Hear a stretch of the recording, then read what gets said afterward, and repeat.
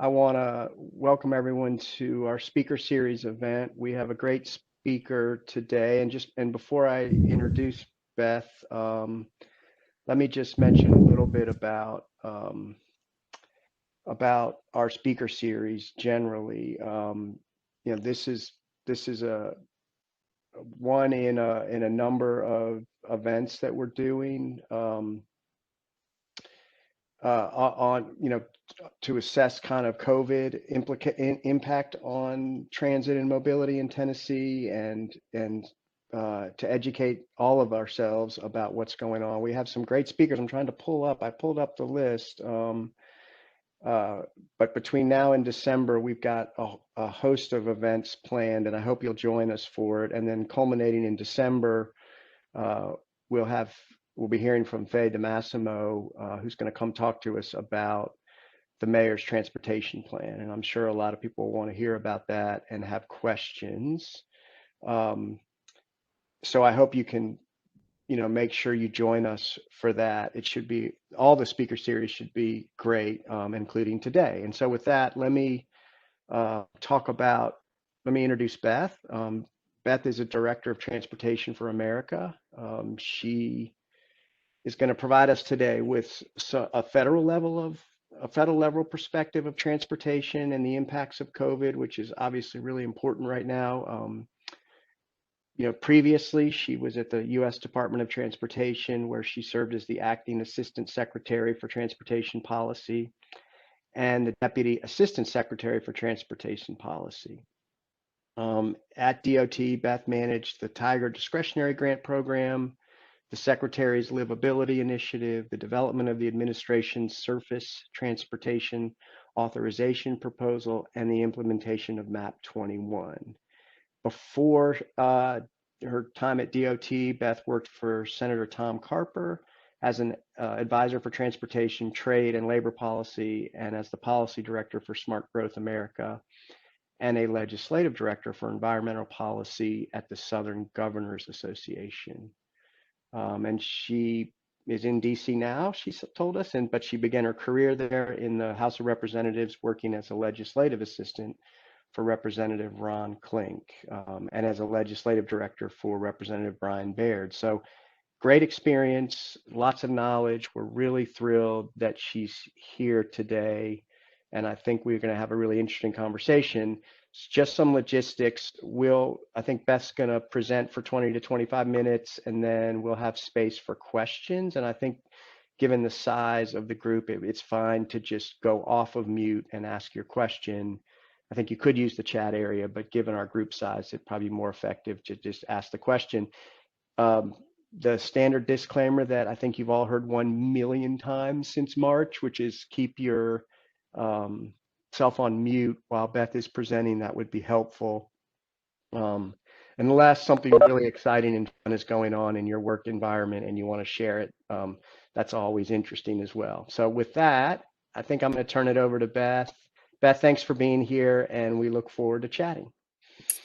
Todd, thanks so much for having me. I will warn you, there's very likely to be excitement in my work environment. I'm sharing my dining room with my fourth grade son, and my seventh grader is in the basement and could pop up at any time. So let's just hope that, Teams doesn't go down or the Wi-Fi, and then it will be relatively settled around here. Again, thanks for having me. I really appreciate it. I am supposed to cover a handful of things, including what's going on right now in DC and what's likely to occur over the next 6 to 9 months at the federal level. What's going on at the speaking of the fourth grader, what's going on at the city and state level right now in reaction to COVID, and what are our opportunities? And then a little bit about what's going forward. If you have questions along the way, do feel free to mark it in the chat. We can talk about it as we go. Or if I use a term that people aren't familiar with, I will pay attention to the chat, call me out on that. So what's going on in DC right now? Great question. Unclear. If you had asked me back in July what was going to be happening in DC, I would have said we would have had a relief package by now. And I'm normally relatively pessimistic on Congress getting things done, but I was pretty sure that we would. We did not. And that was because there's such a division between what the House majority wants to spend money on, which is a whole host of things, including funding for various parts of the, transportation relief. And the Senate, led by Mitch McConnell, is dealing with a divided caucus that is really struggling to figure out what additional relief is appropriate and necessary. And there's a lot of disagreement there.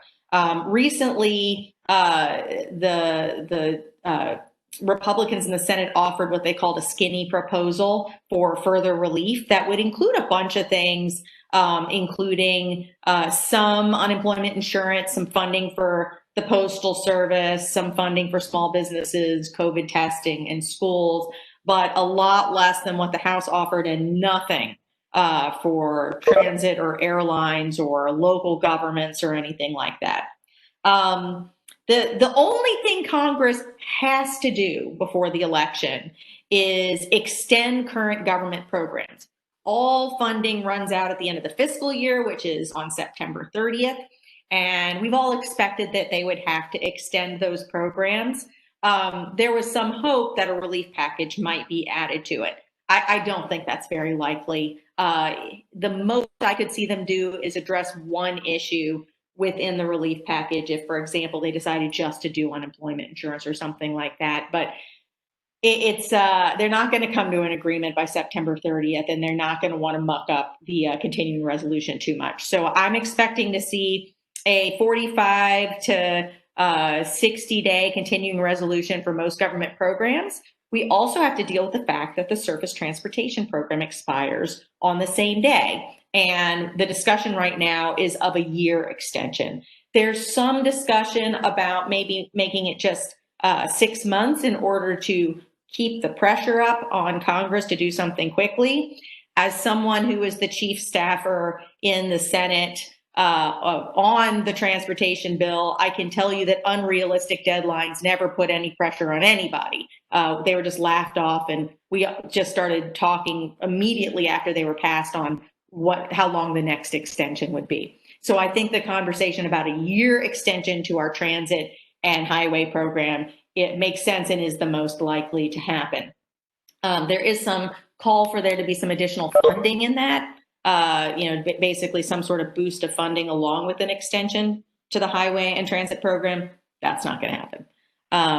So those are some things that I'm expecting to see happen between now and the election. I, honest to goodness, cannot tell you what will happen after the election. And you could ask me based on any number of election outcomes.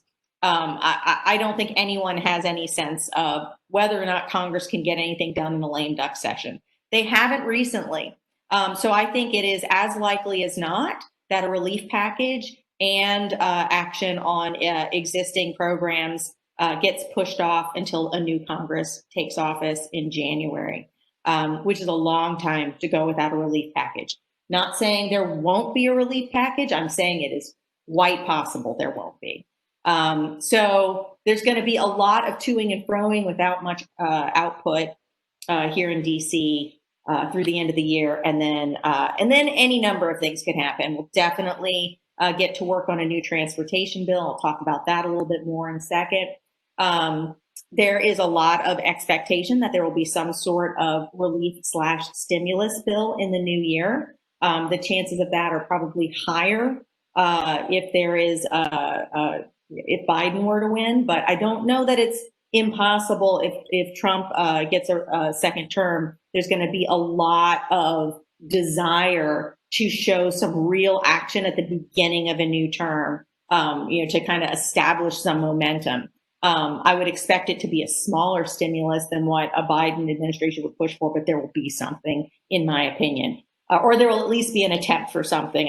I never bet against Congress's ability to not put a deal together. So that's certainly a possibility. And then they'll get restarted on a transportation reauthorization bill. Just to catch folks up on where we are, the Senate First off, I think a lot of people don't realize or forget that in the Senate, they have very divided jurisdiction over the transportation program. You've got Environment and Public Works that handles the highway program and planning. You've got Banking and Urban Affairs that handles transit. You've got Commerce that handles rail, aviation, safety, trucking, those sorts of things. And then you've got Finance that handles the money. So it's not easy to do something thoughtful and cohesive in the Senate by design. Generally, the bill is started by Environment and Public Works. They did pass a proposal in the summer of 2019. It was basically a lot of money for pretty much the same program. And I think that's what we can expect to see from the Senate, no matter who's in charge. There's just not a lot of innovative thinking on transportation in the Senate. And I say that having worked there and being very sad about it being true. The House, on the other hand, is pushing for some very interesting changes. I won't go into a lot of detail, but do invite you to look at our website. We go through a whole bunch of them. It's not a perfect bill, but there is real emphasis on fixing existing infrastructure and making that a true priority, not just a stated wish. Really holding departments of transportation accountable for having a plan to fund maintenance, and especially to show that they are prioritizing that above expansions of the system. And when they do expand it, to show how they'll maintain everything as they're building on. There's also some huge changes in safety, some real concrete changes, both in terms of how we set priorities for what to fund, but also in terms of just how speed limits are set and things like that that we know lead to higher speeds because of very antiquated views on how these rules are set, and some design standards and things like that. Really exciting language there. And then some also really interesting provisions asking for the transportation system to be measured and viewed through a lens of whether or not we are connecting people to jobs and services. So instead of looking at the theoretical quality of their trip in certain segments along the way, we're actually going to start using new tools like GIS to ask how easy or long it takes to get from the front door of your home to where you're going. And that is really how us users of the system view the transportation system, but it's not been how we evaluate it. So some really interesting things there that not only can make the program better, but also make it more compelling.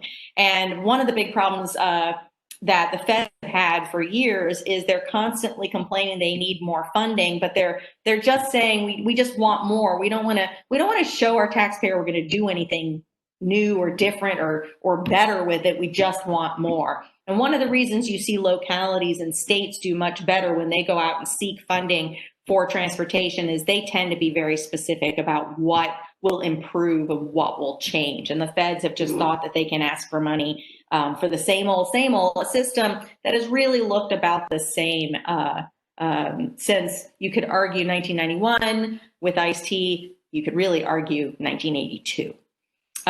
With a deal struck to put transit in the trust fund.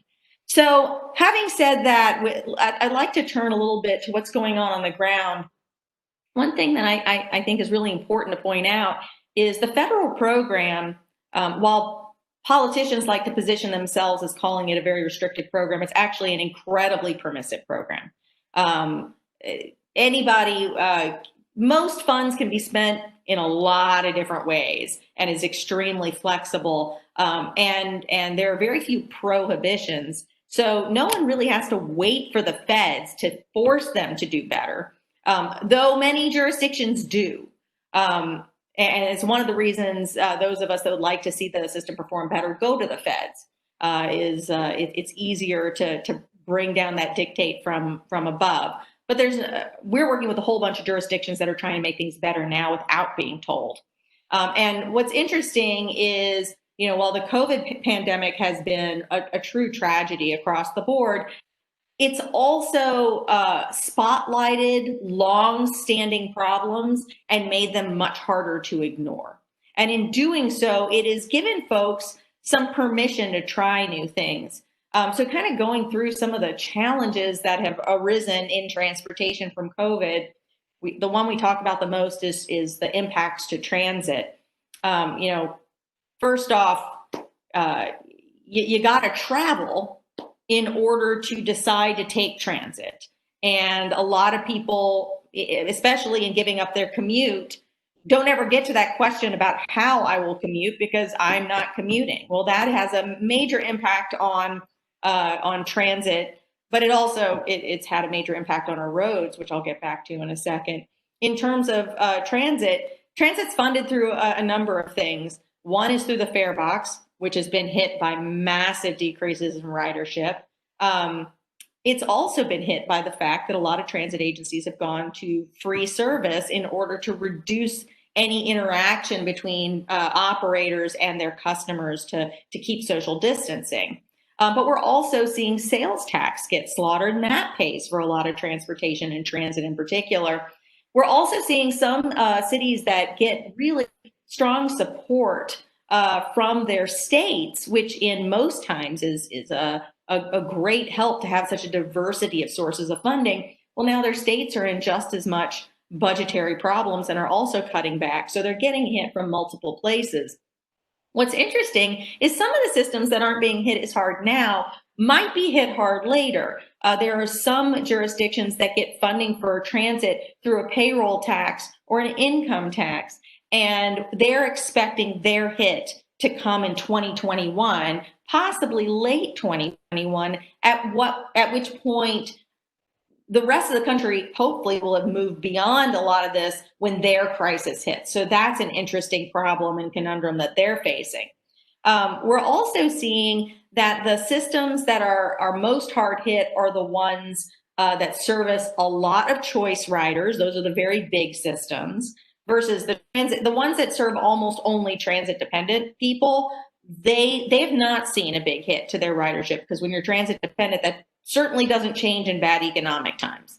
And very, very small systems, particularly rural systems. And that just comes down to the fact that on their absolute best day, rural systems are tragically underfunded. So you add something like this, and they are facing challenges like they don't have big buses, so they can't do rear boarding. So drivers are asking to be paid significantly more for taking on additional risk compared to other areas. And having to pay drivers more means you might have to choose between paying the drivers more and supplying PPE. And it's a real problem in those rural areas. So while we got funding, my organization really led the effort to come up with $25 billion in operating assistance for transit systems nationwide.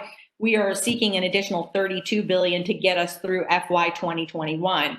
We know that if cuts, and we're already seeing many cuts come through, that it definitely hurts the transit dependent and our service workers and our essential workers. 36% of those who ride transit are essential workers because they may have unreliable service or they may have more crowded buses as we cut back service. We have this strange tradition in this country in thinking that anything but shoving people into a bus, cheek to jowl means it's wasteful service. And that really becomes an obviously foolish position these days when we want people to have separation. But having separation means having more money to keep the service running. So we've also seen a really interesting range of responses from localities in dealing with today's challenges on the transit side. We've had everything from systems that are saying, you know what, we never paid enough attention to the non-work trip, which, by the way, work trips, commute trips are 20% of trips. 80% of our travel is for something other than work, yet our entire transportation system is designed around the work trip because that's the flashy time when everyone's doing the same thing at the same time. But on the transit front, we're seeing some transit agencies say, well, now the work trips, even fewer of the trips. It's down at 10 or 5% of trips right now. And starting additional service at off-peak hours or changing routes to address connecting people to service districts like medical facilities or retail centers, things like that. On the other hand, we do have some jurisdiction, and Nashville was amongst them. There were not many that did this, but Nashville and I believe the state of Maryland said, oh, thank heavens we got money from the feds. Now we don't have to put our money into the program. And Maryland just announced massive cuts as a result. So basically, the CARES Act funding did them no good because Maryland took an equal amount of their funding out as the feds put in, and they are just slashing service left and right and leaving people really badly stranded. We're hearing from medical facilities now that they don't know that they can get staff there. And one of the things I like to point out is we love to think of, those of us with a car, that we're not transit dependent, but it just doesn't do you a heck of a lot of good to drive yourself to the hospital if the people you need to take care of you can't get there. So I would argue we're all quite transit dependent, but we've been pretending otherwise. So we'll continue to work on getting that additional funding for transit. It's going to be a while before I think we're able to get Congress to do so. And as a result, a lot of transit systems are kind of hoarding their CARES Act funds, which then creates an additional problem because Congress says, well, they're not spending their funds. It might rectify itself by just stretching it out to the last minute and creating a massive crisis. Let's hope that's not the case. Another area where states are doing a lot of really interesting things in cities is slow streets and redesign of roadways. We've recognized that we never really did provide much space for human beings, or for retail, or for activity centers. And so many cities have come in and closed streets down to everything but local traffic. They've used what we used to call tactical urbanism, in that they go out and transform the street with some temporary treatments. I don't know if you can call it tactical urbanism when it's the government doing it, but it's really the same strategies. And what's been super exciting to see is that we've noticed people are better able to give feedback when they can touch, feel, and experience the change. They don't tend to be terribly upset if you say, hey, we're going to try something out. But it's a much better way to get good feedback from your locals than to give them a drawing and say, use this drawing, close your eyes, and create a virtual reality in your brain and tell me how it feels to interact with this new corridor. This is actually saying, go out and try it. Tell me what you like. Tell me what you don't like. We tend to get really good feedback, and we tend to find out that the very people who are terrified of the changes love them. So we're seeing cities make a lot of space for restaurant seating, for just general retail activity, space for people to line up outside of groceries so we don't overcrowd groceries, more space for pickup and drop off at the curb rather than parking. All of these, by the way, have always been good business. Every place, every corridor we've seen apply these treatments has seen massive increases in business news starts, in sales, in sales tax revenues. But again, COVID has given us a chance to expose it more. And those corridors, those businesses tend to do better. May not be enough to save them in these days, but it's definitely better than keeping it the way it was before. And now we're creating space for people to move around. In terms of broader, and this is where I'll kind of close out and then we can have a conversation, longer term lessons here, you'll hear a lot of predictions about what the permanent ramifications of the COVID pandemic will be. I'm reading articles these days about the continuing ramifications of the flu pandemic from the early 20th century. Obviously, this could have very far-reaching effects. The only thing I know for sure is if someone tells you nothing will change, they don't know what they're talking about. And if someone tells you everything will change, they don't know what they're talking about. There will be change. No one can predict it very well. I think really what we should be doing is asking questions about everything. If there was some major investment that was planned and everyone was excited about in December 2019, it is irresponsible to jump on that without revisiting it based on what we're learning. We just need to do a lot of asking questions. There's a lot of people questioning the future of cities and saying things like people are abandoning cities. I can share with you a nationwide report by Zillow that they desperately searched for some example of this, some proof, and cannot find it. In fact, they've found some countervailing evidence of the reverse.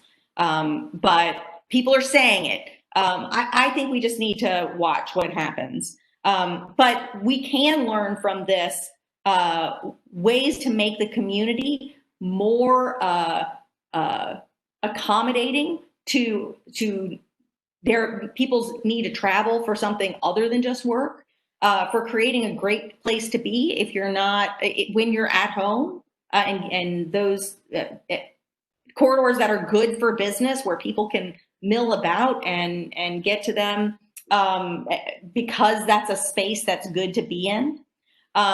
We can do better. We should be doing that better street design across the board. We should be looking at this as an opportunity to improve our land use. Our land use strategies were developed and proposed in 1922 by Herbert Hoover and the U.S. Department of Commerce. And localities have sadly blindly followed it for nearly 100 years without updating. Maybe this is a good excuse, and what we're learning now is a good time. That was just after the last pandemic. This as we come out of this pandemic, to see if we might try to have a land use system that actually is responsive to today's needs, as opposed to the public health crises of early industrialization. And in doing so, it becomes easier to create these transportation solutions that work well. Less crowded streets, more space for people, more lively communities, places where you can live, work, and play in the same area. We can also just be smart about where we put our money. I know you all are facing cuts. The fact of the matter is everybody's going to be facing cuts. And they may have had a long laundry list of projects that they wanted to get done. And we're going to now be facing making choices. I will say something that may not be the most popular thing to say, but you can make good choices and you can make your community better with any level of funding. In fact, I would argue that a lot of times money is used to paper over having to make decisions. You might feel squeamish about that project over there, but as long as there's enough money to go around, maybe we just won't tell anybody that probably wasn't a good idea. That's what I see happen across the country. And with cutbacks, you have to be a little more thoughtful about your decision making. But really, no matter how much money we have, we should be making better decisions and asking exactly what we're accomplishing with every dollar that goes in. So I think there will be opportunities for the feds to plus up our funds, but it should not be an excuse to not ask those questions and set those priorities much more clearly, rather than the very typical and old-fashioned way to handle transportation, which is we'll just spread the money around until everyone's quiet about their needs. That was always bad policy, and it really didn't get us the outcomes that we claim to care about. So from there, I'm happy to have a discussion about any of those issues, or I'm sure the myriad of things you all are facing that are even outside those. That was great, Beth. Thank you. Questions from folks on the call for Beth?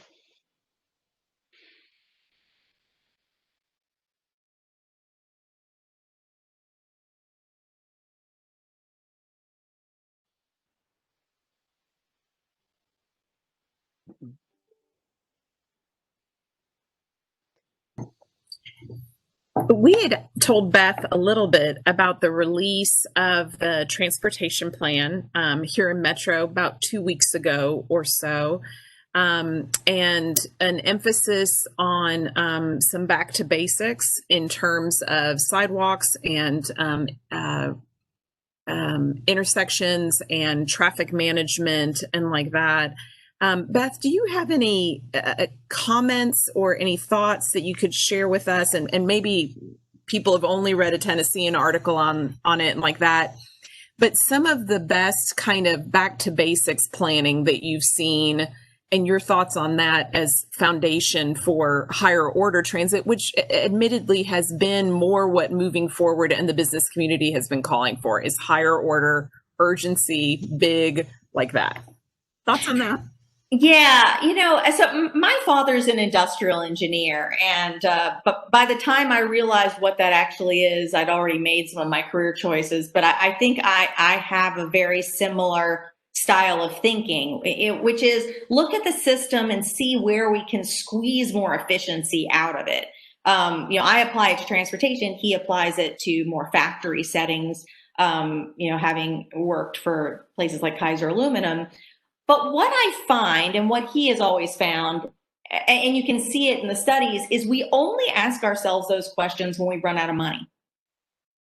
So long as we have all the money we need, we can ignore all of the gross inefficiencies in our system and just build new stuff. Because the new stuff is fun. The new stuff gets you all kinds of attention, and you get to have events, and it's really clear and obvious what you're doing for folks. Politicians adore it.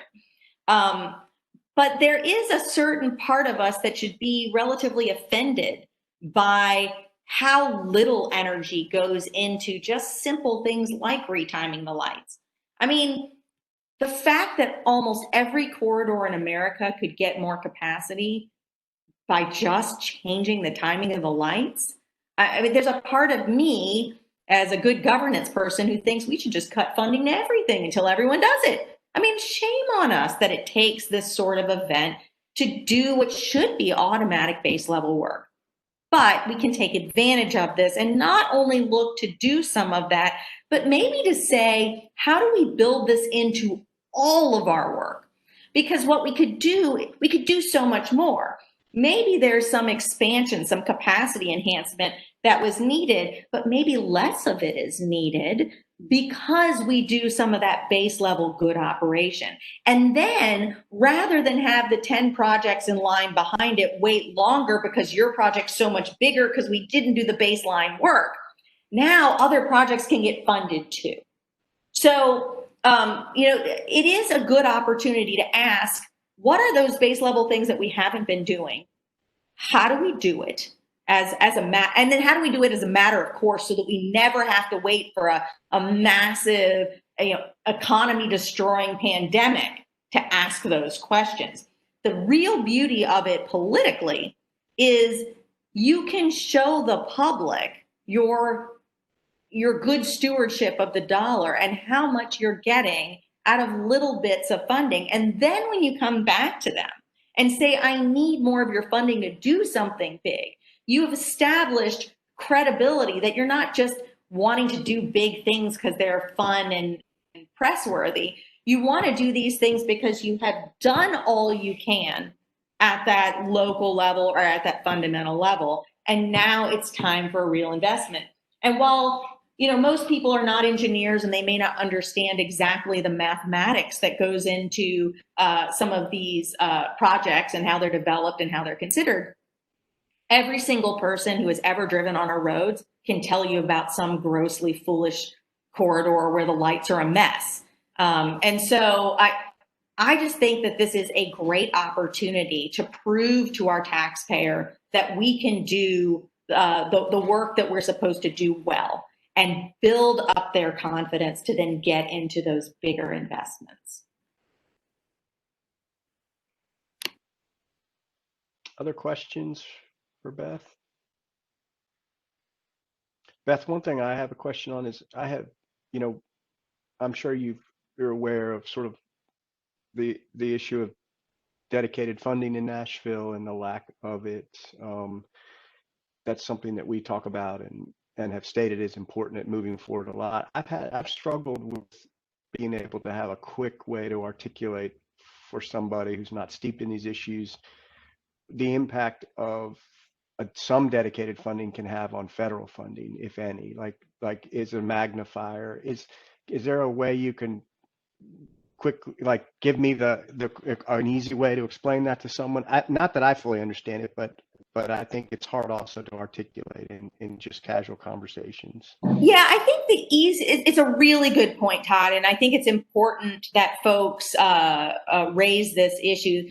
Some of the answers are more technical, but the top line issue is that you're more competitive in getting funds from your state or from competitive pots from the feds. So programs like Build, when you can show up with a fully formed project because you've got real cash in there and you're not having to ask them for everything, you're so much more competitive. And it's not even because the feds like to reward, big matches. It's because, as someone who reviewed thousands of applications to what used to be called the Tiger program, you knew that someone coming in and or asking for 80, 90, 100%, if there's cost overruns, that project's going on halt. It can't get done. So you're just much more competitive and the feds are heading more towards competitive funds, and particularly for locals, it's your best chance at them. You don't have to go beg your state that is already feeling underfunded for dealing with its state priorities. You can go straight to the feds. So that's one. I think the other thing is having your own local dollars means, especially in quick interventions, you can just move, and you can also get projects ready so that when there are infusions of cash, and that could come through a relief bill, a stimulus bill, a reauthorization bill, any number of things, you're ready to capitalize on it. It's really interesting. There's something called a reallocation every summer. And it's basically when the feds go through and see from the last year's funding, which states have obligated all their dollars. And those states that haven't gotten their act together to obligate dollars, those unobligated dollars are swept up and given to the states that have obligated all their dollars. So, just from the state not wanting to give up its money, those localities that can come forward and say, hey, I got a project ready and I've got funding on the table to help make it happen. You can help them keep the money in Tennessee and not have it get swept up by the states that are really good at obligating their money and getting the funding out the door. I'll tell you that those states with localities who have dedicated funding on hand and have that ability to keep projects in the queue and push projects forward, they're the ones that are best at keeping those funds in state. I'd like to piggyback with another funding question.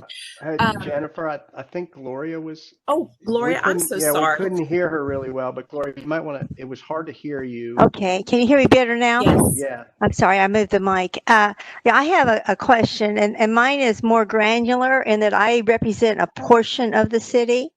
But what I would like assistance from those on the call is how to coordinate with city, state, and federal when you have major roads that come through your area that are like state roads. Like I have our two major roads in Bellevue, the area I represent, are 70 and 70S, known as Charlotte Pike and Harding Pike. They cut right through my area.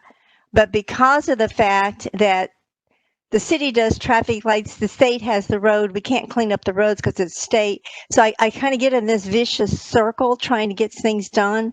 And I would sure appreciate the advice of those who have been at this longer than I on how to coordinate those efforts and actually move forward rather than finger pointing that I'm now getting. Yeah, that is a really hard question. And one of the real problems with our transportation system is that the ownership is so divided. Transportation is such an intensely local thing. We certainly experience it very locally. And anyone who's been in local governance knows that your residents will blame the locals. I work with a former mayor from a town called Meridian, Mississippi, and whether the road was his, the county's, the state's, or whatever, he would hear about it when people ran into the church or the grocery store.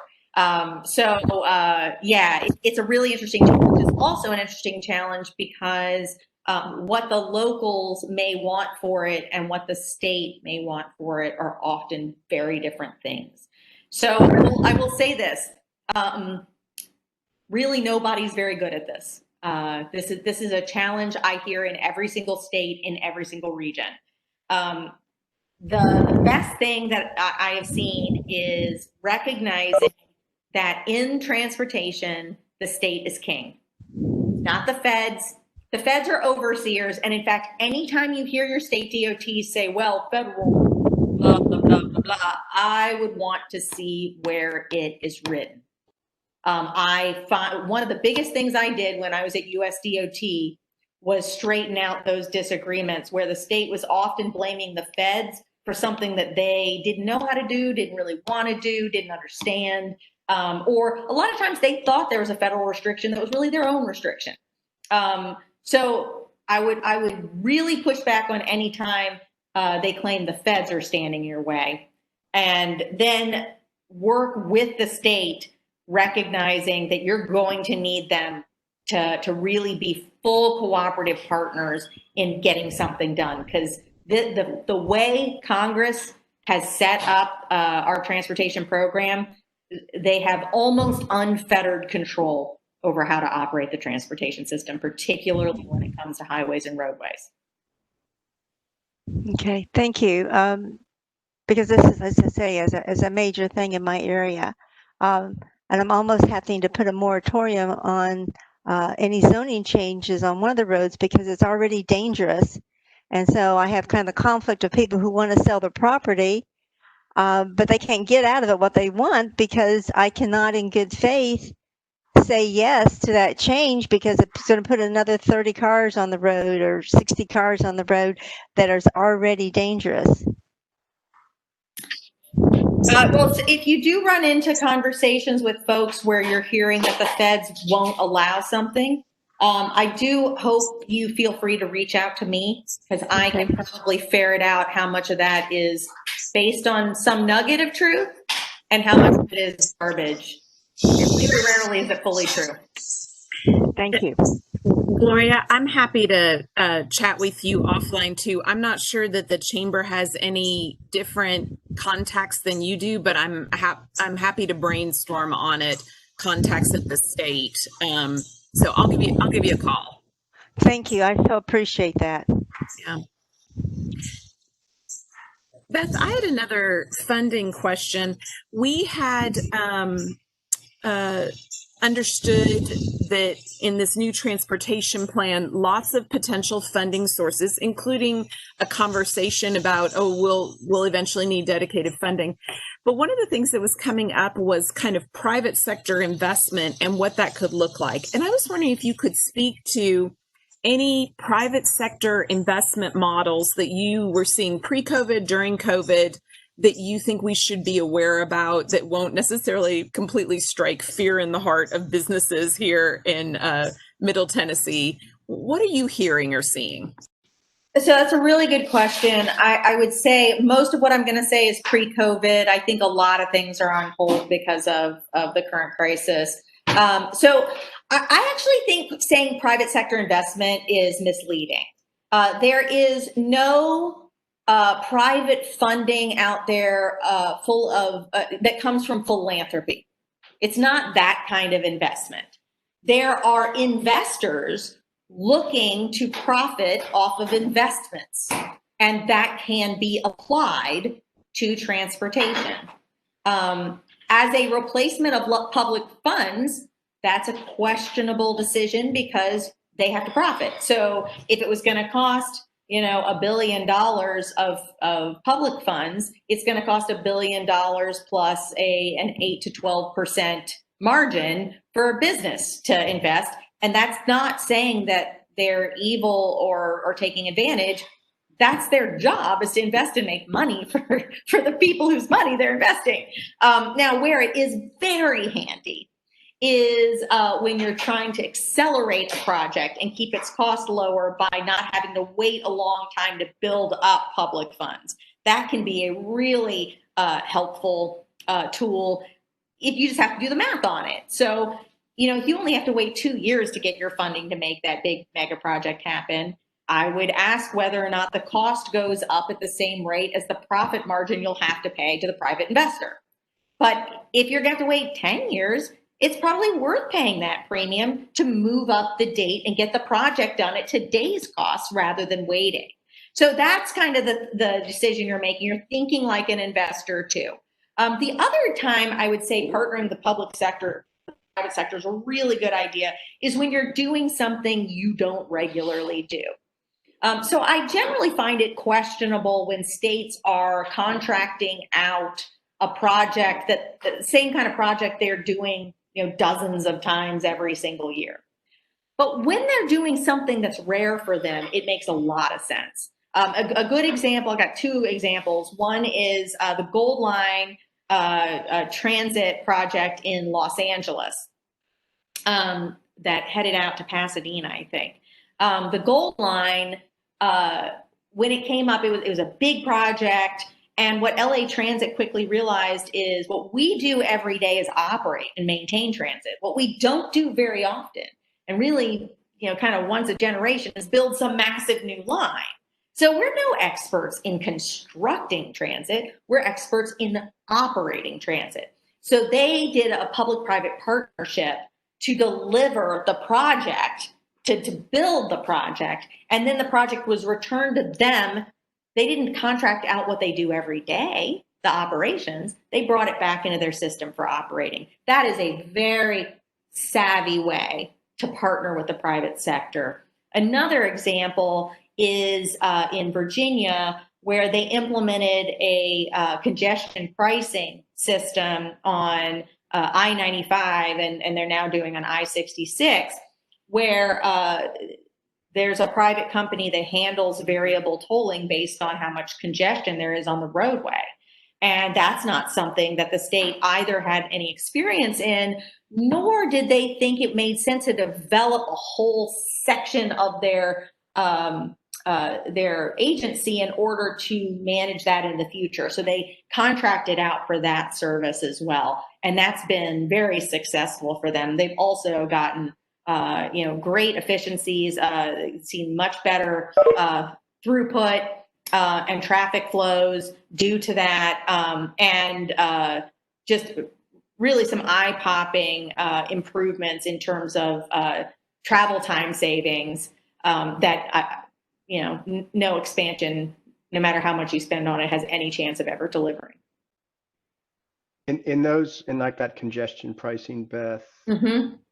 maybe I'm guessing from what you said about the goal line, is there a potential return or profit for the private party that they've contracted with on I-95 and I-66? In other words, contracting with them to run it, or is that private party also making an investment and potentially gaining a return if the tolls generate more Yes. revenue than?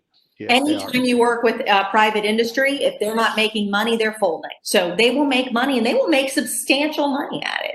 And that's why I say, calling it private investment, it really sounds like it's a grant or charity. It is not. You're looking for that Venn diagram where their profit-making enterprise is good for the public sector. And there is good overlap there. It's just not complete. And it does require some savvy to know where that overlap is. I'll say one thing that I found very impressive with how Virginia DOT handled their project, because it also included a big construction project with it. And it included ITS and improvements to parallel free roads, and all kinds of things were wrapped into this gigantic project. What most states do and localities do when they go to negotiate with the private sector is they say, I have promised this project to the public, and I have got to deliver, and I will give you everything, including my firstborn child, if you get this done for me so that I can get a good press story. And I don't put it quite in those terms, but that's exactly what the private partner hears. And that locality gets raked across the coals. They get destroyed. What Virginia did was they figured out exactly what it would take for them to do the project. And then they went out to the private sector and said, we are perfectly capable of doing this. We would prefer not to. Who can beat my price? Because if you can do it for cheaper than I can do it myself, I want to work with you. And if not, I already know how I'm going to do this. I'll stick with it. And so the way the negotiations, a bunch of the private sector companies came in and said, oh, well, we can't do this thing that you want. We can't do that thing. So you're going to have to strike this. And that's how they normally work with government. And it always works for them. But Virginia had already figured out their package. So Virginia said, oh, look, I understand if you can't, but we can. We absolutely are capable of it. I wouldn't hold you to the standard I hold my own staff. But if you can't do it, then I don't need you. And all of a sudden, all the things that they couldn't do became quite doable, and Virginia struck a very good deal. So I would just say, walk in as the power player before you start negotiating, and have a plan to do it without them. If you walk in with the notion, I can't do it without you, well, they will make a lot of money off of it. I guess I hear a lot about those kind of things more with tolls and roads. Yes. I'm not familiar with the Gold Line, but are there examples of that kind of arrangement with more mass transit, say, or light rail or RBT? Because I think you hear opponents of those say they're not economically viable. It would be interesting to hear if some third party, investor motivated entity had invested heavily in mass transit. I don't know if that's the right term, but light rail or something other than tolls or roads, and found it to be a compelling investment project. I'm not as familiar. So is there anything like that? Yeah, so the Gold Line was just construction. And yes, they made money off of constructing it, but they returned it to LA Transit. LA Transit, it's fully part of their system. They operate it because LA Transit was like, we're the best operators there is. So that wasn't an ongoing relationship. That was just build, deliver. There is an attempt to do a design, build, operate, maintain contract here in the DC region in suburban Maryland called the Purple Line. This is also an interesting lesson, something I think everyone should keep in mind. They have run into a lot of disagreements. The project has moved slowly. There's been problems both with the government changing what they want and with the private manager having some problems in keeping to their deadlines. And now the private contractor is going to court to get out of it. So one thing, the court's not letting them out of it, but the way companies do this is they create their own standalone entities to manage that project so they can declare bankruptcy and get out of it. I think it's really important for any governmental enterprise going into this negotiation to recognize you are the ultimate reinsurer. So yes, you are moving some of the risk onto the company, but if the risk becomes too big, they can quit. They can disappear as an entity and you will be left holding the bag. So all these things just have to be built into your own risk margin, because I can promise the private sector is doing that too. Now, I will say one of the reasons you're going to have trouble finding transit as looking as profitable to private business is because government gives away most of the profit from transit to property owners along the line. And we don't do that with highways. We capture all of the tolls, but the majority of the benefit of a transit investment goes to the property owners along the system. We don't recapture any of that. So there's not really an opportunity for anyone, government or private sector, to make any money off of it. If we actually were to capture that value, then you might have a system that could work. So maybe like giving development rights to that private party. Absolutely. And that's what Brightline is in Florida, which is inner city. It's not transit. But what fascinating, quick romp through history. This was a class 1 railroad into Florida, and they own tons of property along it, just more than I've ever seen any class 1. And so when they converted it to passenger rail, and we talk about it as a rail project, it's actually a development project. And all of their money is being made off of the development rights. And rail is one of the amenities that they're using to sell that development and to make money off of the development.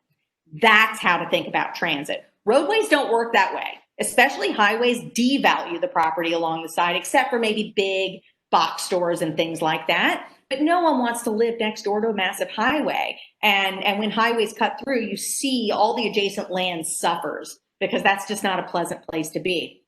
But next to transit, if you own that property, that is a real estate deal, not a transportation project. It's a very lucrative one too. Interesting. Other questions? We have about 2 minutes for Beth. I want to keep everyone on schedule. This has been great, Beth. I really appreciate the insight. Oh, sure. This is fun.